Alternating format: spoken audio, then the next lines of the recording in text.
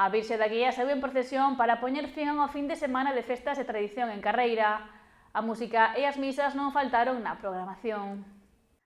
A Capela da Guía encheuse hoxe de actividade no día grande das festas da Virxe da Guía. As misas arrancaron ás 8 da mañá ata que a 1 da tarde foi a quenda da misa solemne e a procesión. Membros do equipo de goberno e un gran número de veciños e veciñas achegáronse ao lugar para non perderse esta tradicional cita.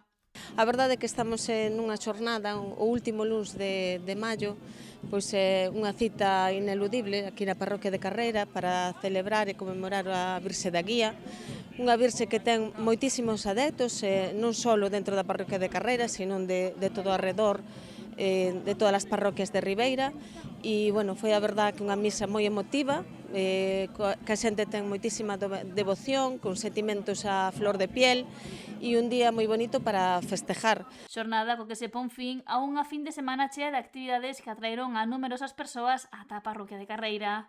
Hubo celebracións con orquestas de primer nivel e que tamén temos que agradecer á Comisión de Festas de Carreira a labor que fan, a súa implicación para que unha parroquia que tampouco non é das máis pobladas de Ribeira, pois teña unha festa como a que tuvo nesta ocasión.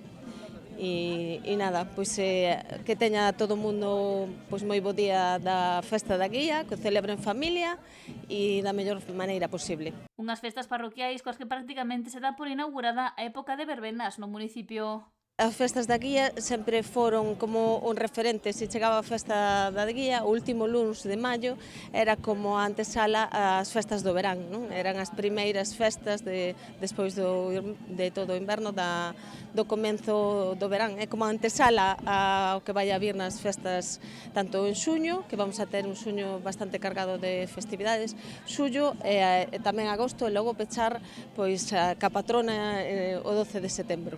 Pola tarde tamén houbo misas ata as 8 da tarde e despois o broche final correu a cargo da Orquestra Marbella.